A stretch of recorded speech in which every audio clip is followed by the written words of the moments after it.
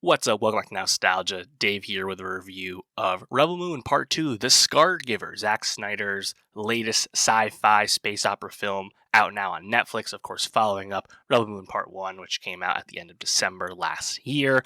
Zack Snyder in business with Netflix now, following the exit from Warner Brothers and DC. I liked his last Netflix entry, Army of the Dead, a really good, fun action zombie film.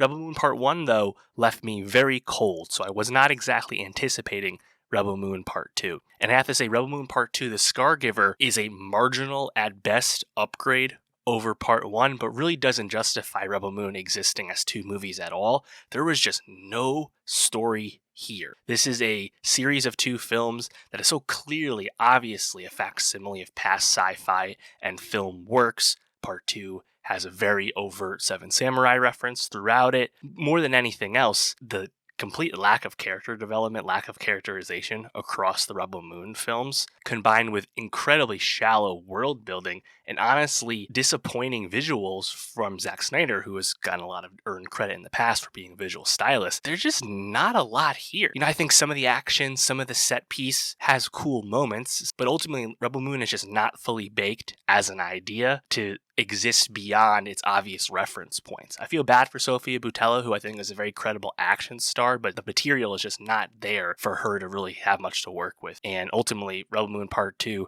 it's a bit of a slog. I think it's visually a bit better looking, perhaps because this film doesn't planet hop as much as the first film did, so there's not quite as much like heavy CGI backdrops. But yeah, there's just not enough here. I thought was pretty amusing was in Part 2, of course, before the final battle happens when the villagers get attacked by the Imperium.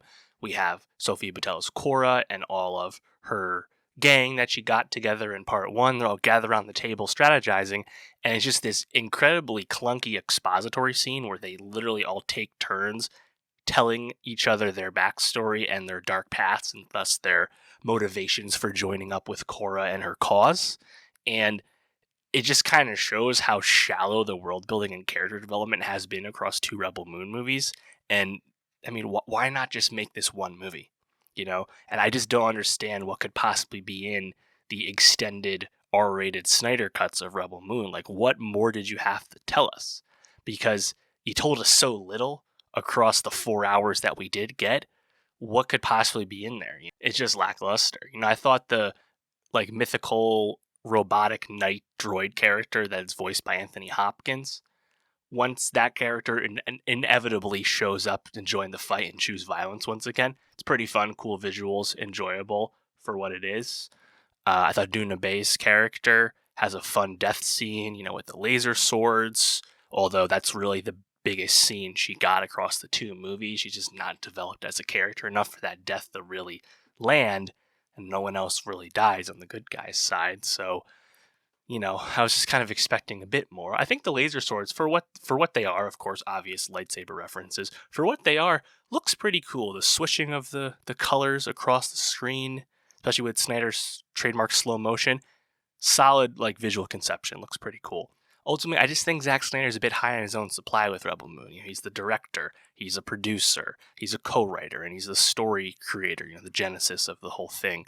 It's just a bit too much, and I think someone who's been a visual stylist, the CGI is a bit flat throughout Rebel Moon, and that's not something we should be saying about Zack Snyder, who's got a lot of, visual chops in the past.